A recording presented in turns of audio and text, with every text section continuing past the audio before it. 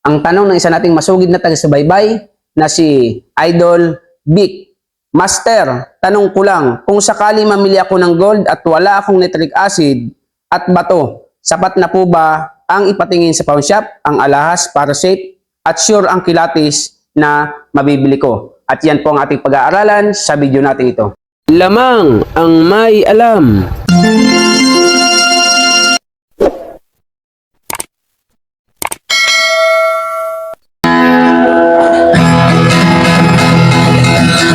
Ginto pilak ang trabaho ko, pag pilates ng ginto eksperto ko. Magandang panahon po sa inyo mga kaibigan ko, dito po sa ating channel More Than Treasures. Kumusta po kayong lahat? Nawa po ay nasa mabuti kayong kalagayan at lagi po ligtas sa anumang sakit at karamdaman. Sa mga sentro po ng Bagyo, sa mga kabikulan, keep safe po, mag-ingat po kayo at laging manalangin para kayo po ay maiwas sa tiyak na kapahamakan. Wala namang bagyong hindi lilipas. Maging kami po dito ay apektado din po ng malalakas na ulan.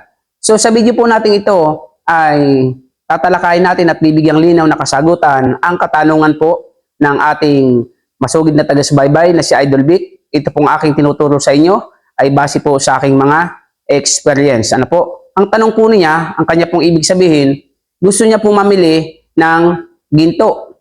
Tapos, sa kanyang pamimili, wala naman siyang bato, wala din po siyang asido. Ang sabi niya, sapat na ba ito upang hindi siya mapeke? Ibig sabihin, mamimili siya ng alahas at kahit wala siyang bato at asido, wala siyang gamit, ang gagawin niya lang, ipapakita niya sa pawn shop upang hindi siya mapeke.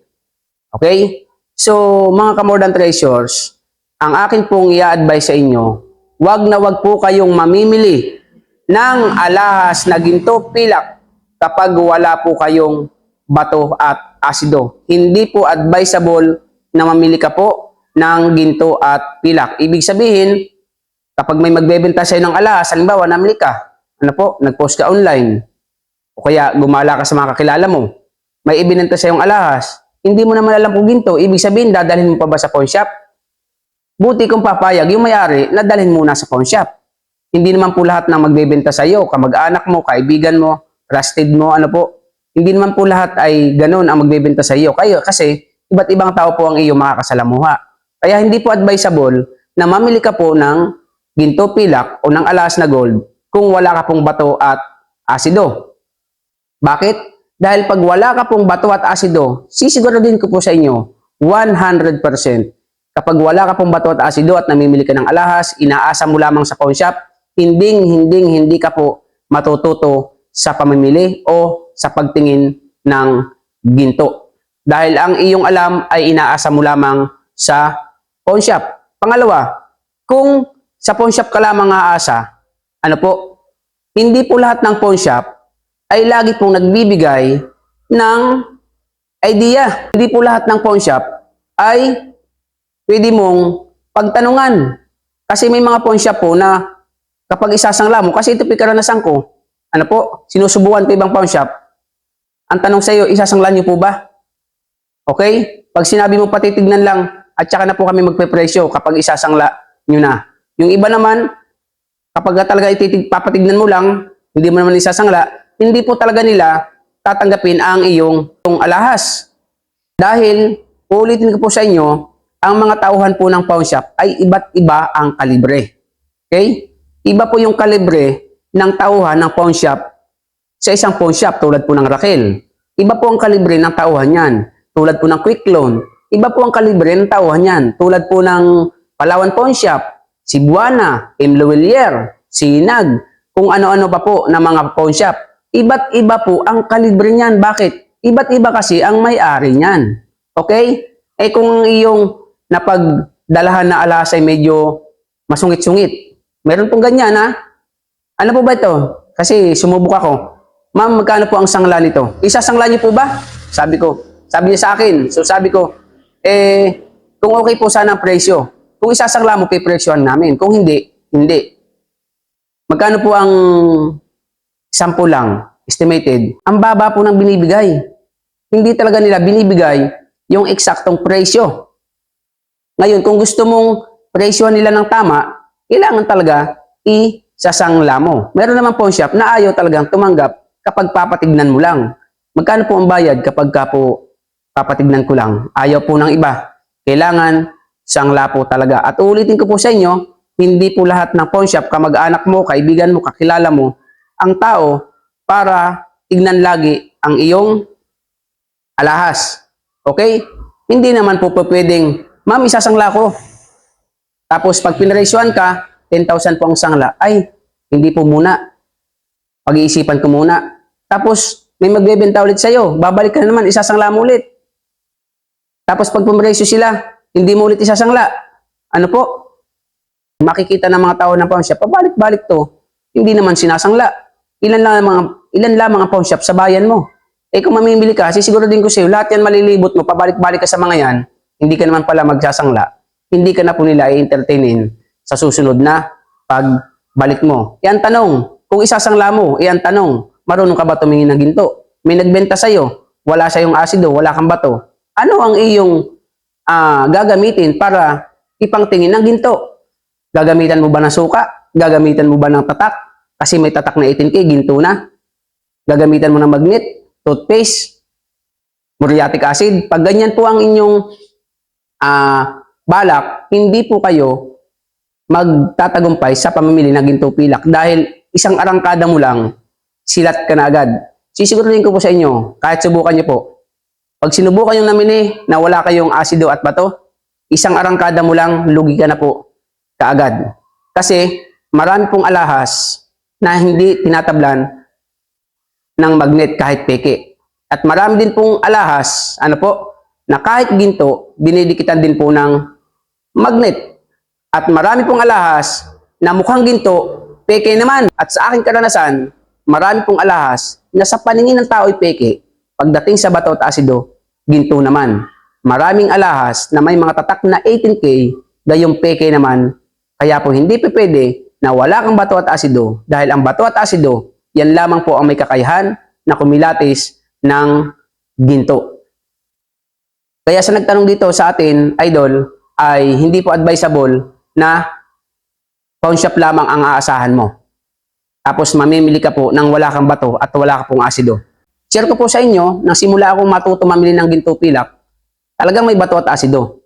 At kapag meron kang bato at asido, lumalaon ng panahon, nagiging bihasa ka po sa pamimili ng ginto pilak. Dahil kung mamimili ka po ng ginto pilak, wala ka pong bato asido, asa ka lamang kung kani-kanino. Kung ang alam mo ay pang grade 1 lamang, kahit 20 taon ka nang namimili at umaasa ka lang kung kani-kanino, hindi po ikaw magiging bihasa sa pagtingin ng ginto dahil experience is the best teacher. Kung ang experience mo po ay papakita mo lang sa pawn shop, hindi ka po matututo. Kailangan talaga may bato ka at asido. Nandiyan naman ang ating mga video para kayo ay magabayan sa inyong pamimili. Dahil sa pamimili po ng ginto pilak, iba't ibang ugali ng tao ang iyong makakasalamuha. Iba't ibang ugali ng magbebenta ang iyong makakasalamuha. At ito po ang pinakang ultimatum tip ko sa inyo, special tip ko sa inyo.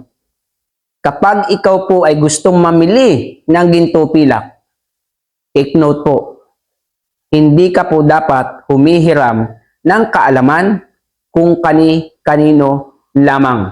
Hindi ka po umaasa kung kani-kanino lamang. Hindi ka po aasa sa tauhan ng pawn shop. Baka yung tauhan ng pawn shop na pinuntahan mo ay hindi ganun kagaling. Ano po? At pag yan ay nagkamali, ikaw ang tapos. Kasi ikaw ang bibili. Hindi po lahat ng pawn shop is eksperto po sa alahas pagtingin sa pagkilatis ng ginto. Yan po ay kabisado natin dahil lagi ko po yang sinusubukan ang mga pawn shop dito sa mga napupuntahan ko. Iniikot ko po sila, hindi ko lang alam kung nakikilala nila ako minsan. Pero talaga po, hindi pare-parehas ang kalibre ng kanilang pagiging asayer. Tandaan niyo po yan. Kaya po, wag na wag kang aasa sa taon lamang ng pawn shop kung nais mong mamili ng ginto pilak. Kumuha ka po agad ng bato at asido, kumuha ka ng timbangan, at alamin mo ang buyer. Ngayon, kung wala kang buyer, pwede mong ibenta naman siguro sa pawn shop kung mga buo. Tatanggapin talaga ng pawn shop yan. Ano po? Sanglang benta. para ikaw ay talagang kumita at magtagumpay sa iyong pamimili ng alahas. Eh, saan ka kukuha ng bato asido? Okay? Kaya ko po kayong tulungan dyan sapagkat alam ko po ang bilihan niya sa Manila. Mag-PPM lamang kayo sa ating FB page, More Than Treasures. Inuulit ko po at binibigyan ko ng diin, Idol Vic, huwag ka pong magsisimulang mamili ng ginto pilak na wala ka pong bato at asido.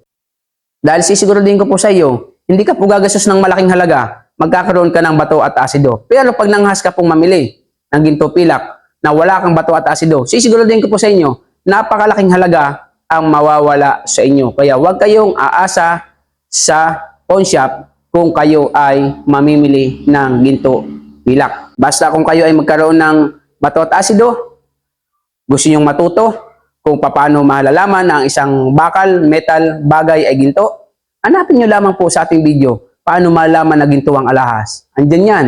Paano malaman 14K ang alahas. Andyan yan. Paano malaman 18K ang alahas. Andyan po yan. Paano malaman completed lamang at hindi purong ginto ang alahas. Naandyan na po yan. Paano malaman ng platinum, paano malaman ng silver, diamond, naandyan pong lahat yan. Ito pong payo ko sa inyo, advice ko sa inyo, total kayo naman ay humingi talaga ng advice sa akin, ay payong kaibigan.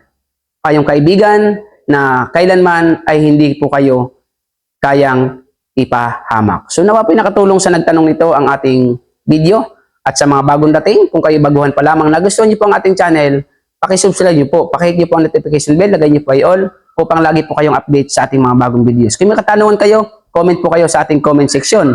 Sa mabilis na usapan, mayroon po tayong FB page, More Than Treasures. Sa mga gustong mag-send ng picture, dyan po tayo sa FB page.